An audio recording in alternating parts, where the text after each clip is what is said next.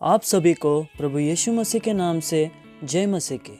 आज मैं आप लोगों को कुछ वचन बताने जा रहा हूँ जो कि बहुत ही आशीषित और अनुग्रहित होने वाले हैं।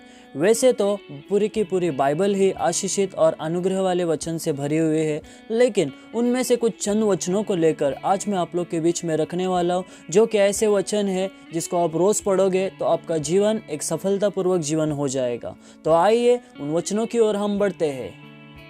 पहला वचन इस प्रकार है, नीति वचन 16 अध्याय का 3 वचन। अपने कामों को यहोवा पर डाल दे, इससे तेरी कल्पनाएं सिद्ध होगी।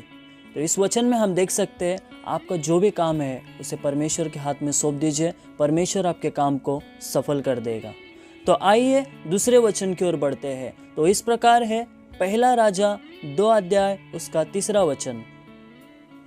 और जो कुछ तेरे परमेश्वर यहोवा ने तुझे सौंपा है उसकी रक्षा करके उसके मार्गों पर चला करना, और जैसे मूसा की व्यवस्था में लिखा है वैसे ही उसकी विधियों तथा आज्ञाओं और नियमों और चितौनियों का पालन करते रहना, जिससे जो कुछ तू करे और जहाँ कहीं तू जाए उसमें तू सफल होएगा।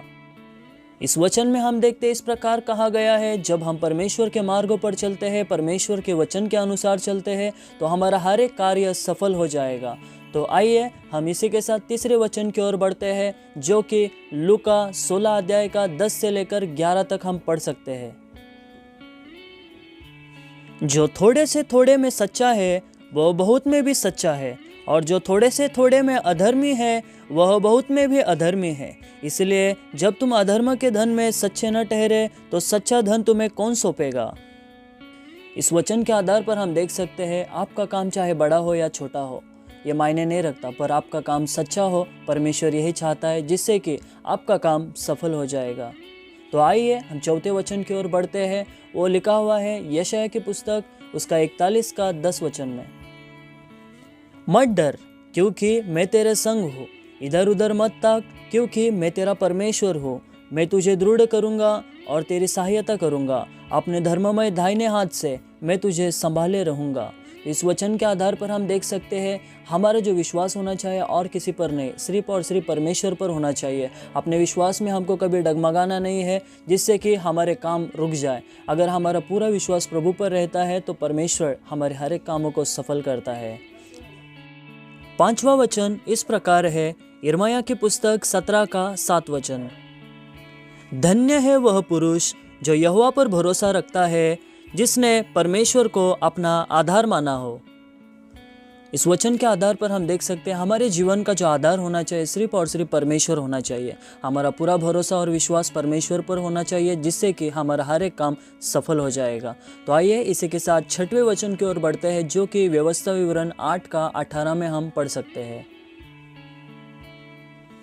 परंतु तू अपने परमेश्वर यहोवा की स्मरण रखना, क्योंकि वही है जो तुझे सम्मति प्राप्त करने की सामर्थ इसलिए देता है कि जो वाचा उसने तेरे पूर्वजों से शपथ खाकर बांधी थी उसको पूरा करे, जैसा आज प्रकट है।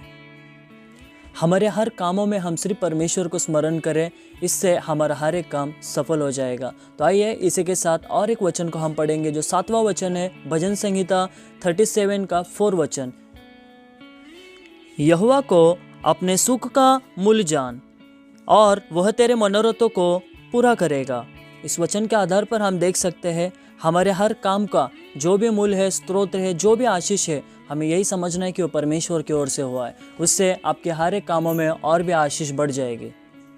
इसी के साथ नंबर 8 पर जो वचन है, नीति वचन 3 अध्याय का 1 से लेकर 4 वचन तक।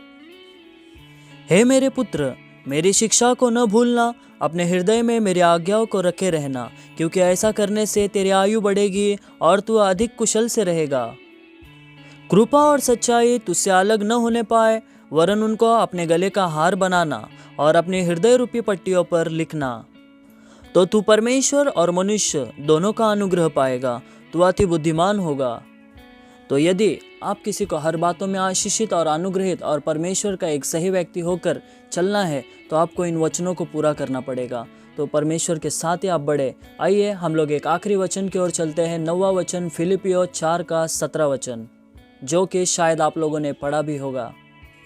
यह नहीं कि मैं दान चाहता हूँ, परंतु मैं ऐसा फल चाहता हूँ जो तुम्हारे लाभ के लिए बढ़ता जाए। इस वचन के द्वारा हम देख सकते हैं कि परमेश्वर भी हमेशा हमारे आशीष के बारे में सोचता है। तो इसलिए मेरे प्रिय भाई और बहनों, इन वचनों को आप ज़रूर पढ़ें। मैंने आपको 9 वचनों को बताया है, और 10वां वचन कौन सा होना चाहिए वो आप मुझे कमेंट करके बताइए, ताकि वो वचन मैं अगले वीडियो में डाल सकूँगा। तो प्रभु आप सबको इन वचनों के द्वारा, इस वीडियो के द्वारा आशीष करे।